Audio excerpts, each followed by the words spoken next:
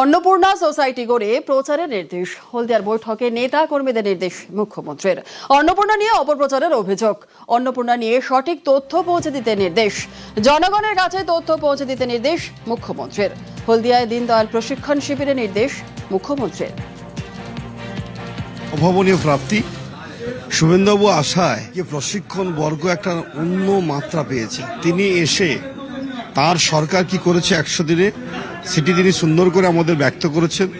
সেক্ষেত্রে সাধারণ মানুষের সঙ্গে আমাদের কি করণীয় তার সম্পর্কে তিনি সম্যক আমাদের কিছু ধারণা দিয়েছেন। আগামী দিনে সরকার কি করতে চলেছেন তারও একটা রূপরেখা চিত্র আমাদের সবার দৃষ্টি আকর্ষণ করছে। সব মিলিয়ে বাংলার উন্নয়ন কোন দিকে যাচ্ছে তার একটা বার্তা যেমন আমরা পেয়েছি, সেক্ষেত্রে আমরা দলের কার্যকর্তা বিধায় আমাদের কি করণীয় তারও তিনি দিশা দিয়েছেন। তৃণমূল আমলে পক্ষপাতিত্বের অভিযোগ। 2021-এ নন্দীগ্রামে হারায় কাজ না করার অভিযোগ। তৃণমূল সরকারের বিরুদ্ধে অভিযোগ শুভেন্দুর। তৃণমূল কংগ্রেসকে নিশানা মুখ্যমন্ত্রীর। তিনি যা বার্তা দিয়েছেন যে এই জেলা শুধু শুভেন্দু অধিকারীর জেলা, এই অর্থে অ্যাকচুয়ালি গত 4 বছর ধরে এই জেলাকে বঞ্চিত করেছেন মমতা ব্যানার্জি উন্নয়নের দিকে।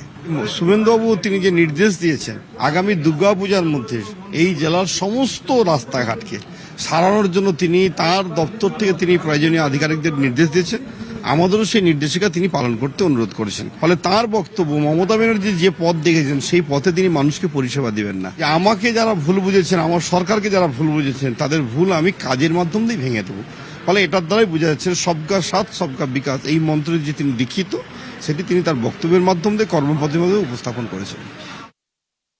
প্রতিহিংসা ছেড়ে উন্নয়নটা যেখানে থমকে গেছে, যতটা আমরা মাইনাসে চলে গেছি, দ্রুত সেটাকে প্লাসে এনে উন্নয়নটা করে ওই শিক্ষাঙ্গনগুলোকে সঠিক জায়গায় নিয়ে যাওয়ার জন্য উনি বার্তা দিয়েছেন এবং সবাইকে একত্রিতভাবে কাজ করার দিশা দিয়েছেন। আগামী দিনে আমাদের সংগঠনের মধ্যে দিয়ে অ্যাডমিনিস্ট্রেশন দুটো যাতে একসাথে লিয়াজো করে চলে এবং একেবারে প্রান্তিক গ্রামীণ মানুষের কাছে সরকারি সুবিধা যাতে পৌঁছতে পারে তার তিনি দিশা দেখিয়ে গেছেন। দলের দুদিনের বৈঠক, ক্লোজ ডোর বৈঠক, সেই বৈঠকে বক্তা বা প্রশিক্ষক হিসেবে উপস্থিত হয়ে শুভেন্দু অধিকারী জানিয়ে দিলেন উন্নয়নের প্রশ্ন থেকে রাজনৈতিক বিষয়, যে বিষয়গুলিতে তারা উদ্দীপ্ত হয়েছেন জানাচ্ছেন দলের নেতাকর্মীরাই। হলদিয়া থেকে ক্যামেরায় পিন্টু সরকারের সঙ্গে সুজিত ভৌমিক, নিউজ 18 বাংলা।